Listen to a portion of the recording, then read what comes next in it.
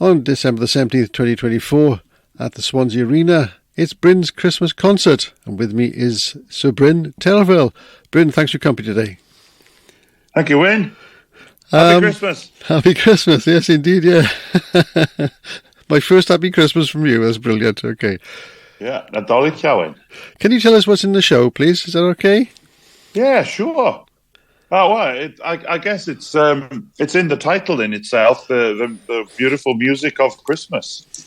And I have a fantastic South African soprano joining me, Humeza Machikiza. She's hitting the right notes at the moment in everything that she seems to do. Paul Bateman is conducting our fantastic Welsh National Opera Orchestra. Yeah, you worked with Symphonia Wales, didn't you? Now you're with the Welsh National Opera. Yeah, I tend to share orchestras. It's so wonderful. You know, the arts are on their knees at the moment in Wales. If you know Wyn. Yes, I do. It's just, we haven't got a great opera company. We've got a fantastic opera company, a fantastic choir and orchestra, and yeah, we have to make use of these people on our stages. So hopefully people will buy some tickets and come to the Swansea Arena. Yeah.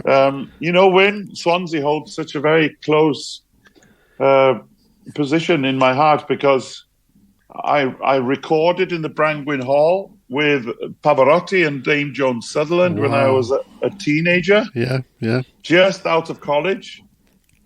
I remember I stayed in the Fairy Hill where all the recording companies used to stay on the Gower. Mm-hmm. And, of course, I've sang with the Dunvant Male Voice Choir since I left college, went on numerous tours with them. Sang so many times in the Brangwyn Hall. It's incredible. Fore Requiem, the Messiah, the Elijah. And, of course, now I married a beautiful harpist from Swansea. You did, yeah. As well. So even those connections are even better. I know Swansea more now than I ever have. Lady Telville, yes, that's right, yeah, wonderful. So, considering your connections with Swansea, let's go back to 1988 when you won the Morriston Orpheus Choir Young Welsh Singer of the Year. Yeah. That's a long time ago, but do you remember it? Oh, gosh, yeah, because that was a kind of audition for the Cardiff Singer of the World in 1989. Yeah. And had I not won that competition, most probably I would never have sang that in 89, which was, of course, one of the greatest years of that competition with the winner, Dmitry Chворostovsky, taking all the plaudits, and leaving the Welsh boy languishing behind with a broken heart that yet again a Welsh representative had not won the Cardiff Singer of the World. But at least I won the Moxa, and I was in the Moxa. I was in Morriston a couple of weeks ago to open the new vestry, right? Which they have totally redone. Oh, got a phone call coming in. That's all right. Yeah, I was in the Orpheus opening up the vestry they've got, and what a beautiful place they have that could be used for choirs to rehearse, for performances to be rehearsed as well, and a community. When I opened it, Father Christmas was there, and the reindeers, and some naughty elves, and a fabulous cup of tea. My goodness me. Yes, going back to Welsh Singer of the Year, you were the runner-up there, the Cardiff Singer of the Year, the Leader Prize, wasn't it? That's the singing. What is that? Is that just singing with the piano? Is that what's that all about? Well, then when the competition was, you sing arias with the orchestra and you sang songs with the piano. So, and that's what they had for the whole competition. But of course, they've changed it now that. Hopefully it does come back. Of course, that's also in trouble. But now they have a totally separate song prize and then a separate the Cardiff Singer of the World mantle. Right. And then we'll move on to 1999, perform at the World Cup Rugby Cup opening in Cardiff with Dame Shirley Bassey behind the goalposts. Do you remember that? Yeah. That's a week I will never, ever forget. it's twinged with a certain sadness as well, because I was singing an opera in Chicago. So having opened the Rugby World Cup in '99, I had to board a plane the next day and go and do my usual work, and didn't come back until the final that year as well. So no, that was brilliant to spend some time with Dame Shirley, to learn the song with her, and to actually perform it. The Gustav Holst's "The World in Union." Yeah, exactly. Yeah. So no, that's what great memories, and to hear close to 80,000 people singing in that cauldron is just absolutely thrilling. Yeah, and I mean, she was a dame then. Now you're a sir.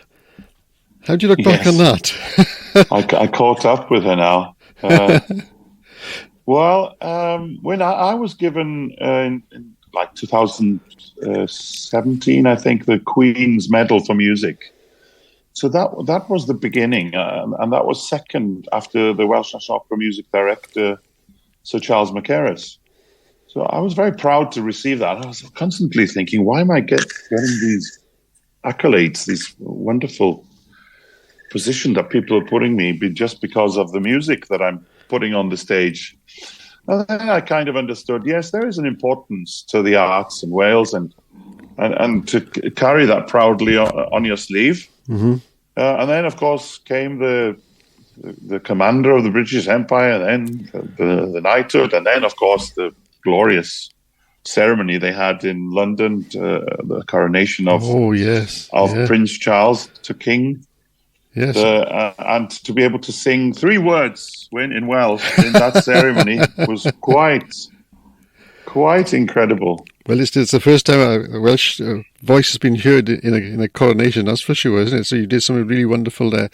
And I mean, your singing and performing has always been exceptional. So that's why you get the knighthoods, because it is that sort of thing, Bryn. Oh, hopefully. And in this concert coming up now, the Christmas concert, of course, I'm going to put some Welsh song in as well. Mm-hmm. I've got a wonderful Ryan Davies song, Tinsel ar y goeden Nadolig pwy awyr. I've got Tua Bethlehem Dref. I've got a duet that Robert Arwin has written, Benedictus. I've got A Guardian Angel, which I sing quite a lot of times. I also am singing a beautiful carol written by John Rutter.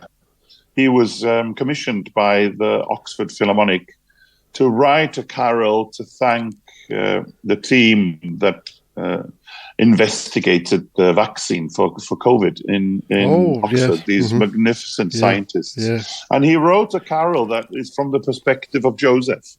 Right. Yeah, hard and dark the road we trod, and it's just a beautiful, angelic. There's a choir as well. Unfortunately, we don't have a choir for the concert, but I'll be singing those parts myself somewhere in the song. And this is Ryan Davies, or Ronnie and Ryan fame. Is that right? Who wrote that song? Yes. Yeah, Ryan. Yeah. Tinsel ar y goeden, seren yn y nen.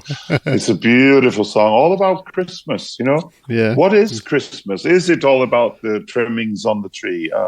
What is Christmas? Is it about children dreaming about the gifts that come from absolutely nowhere? It's a family event, isn't it? It's got to be a family event, isn't it? That's the thing, isn't it? Yeah.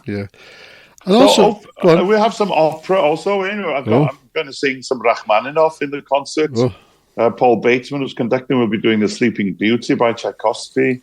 Pumeza will be singing O mio babbino caro from Gianni Schicchi, the very famous soprano aria, O mio babbino caro, where she's pleading for the help of her father. And there'll be some Strauss.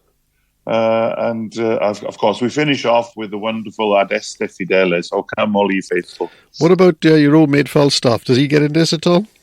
No, he doesn't get into this one. He's such a rogue that this time he can keep his miserable self outside of that context. Are you doing a kind of the voice in Welsh? Tell us about that. What's that all about? Oh, yes. Well, Wales is the 75th country to take this program. Right. Obviously, it started in Holland, and we had a wonderful man come over from Holland to guide S4C in how they do the program. And there's some wonderful singers we heard in the first round. We whittled down over 40 singers to 8 each for 4 of the coaches. Mm-hmm. And it was magnificent. And obviously, we had some great songs as well, translated into Welsh, and some Welsh songs written by the greatest artists of any generation, like David Iwan's songs were there, Caryl Parry-Jones's songs were there, which I was so happy. And there were a couple of good classically trained operatic voices as well. So watch this space. In February, yeah.